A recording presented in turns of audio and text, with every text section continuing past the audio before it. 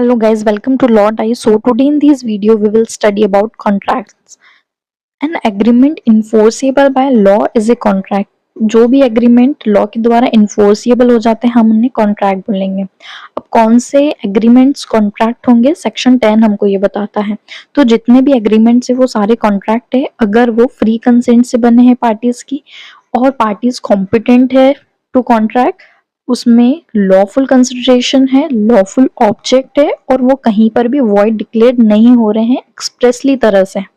अब देखते हैं इसकी रिक्वायरमेंट ऑफ वैलिड कॉन्ट्रैक्ट क्या क्या होगी। तो इसमें एग्रीमेंट होना चाहिए, लॉफुल कंसिडरेशन होना चाहिए, पार्टीज कॉम्पिटेंट होना चाहिए, पार्टीज की फ्री कंसेंट होना चाहिए, ऑब्जेक्ट जो हो वो लॉफुल होना चाहिए, वो कहीं पर भी वॉइड डिक्लेयर नहीं होना चाहिए और जो भी नेसेसरी फॉर्मेलिटीज है वो कंप्लाइड होनी चाहिए।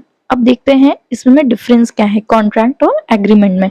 तो सबसे पहले हम डेफिनेशन देखते हैं। डेफिनेशन बोलती है एग्रीमेंट की कि an agreement is general understanding or agreement arrangement between two or more parties often based on trust and goodwill.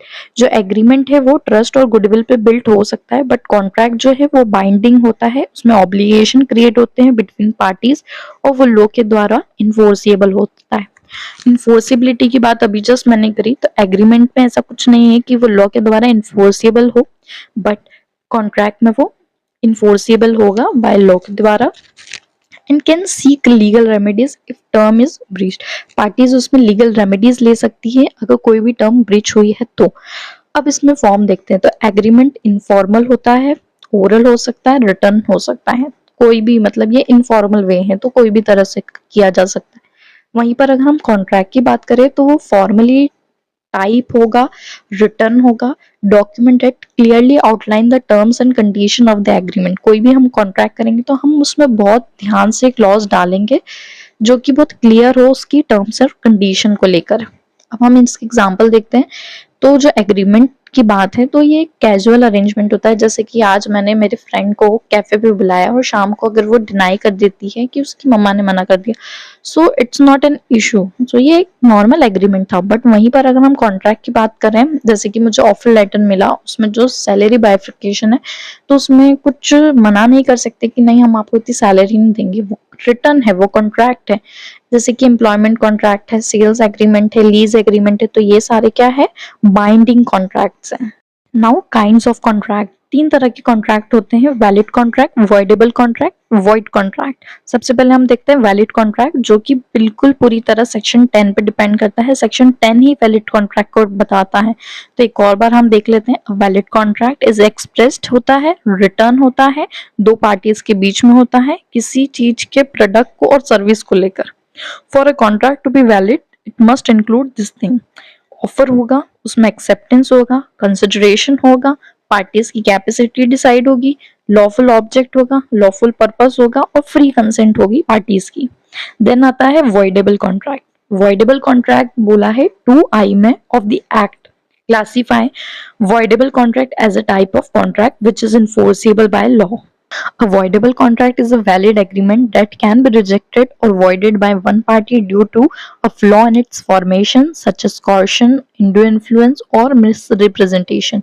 देखो voidable contract एक पूरी तरह से एक valid agreement होते हैं, बस वहां पर एक पार्टी जो है या तो उसको रिजेक्ट करेगी तो वो void हो जाएगा और उसको एक्सेप्ट कर लेगी तो वो वैलिड हो जाएगा। तो voidable मतलब एक यस और नो की कमी है उसमें।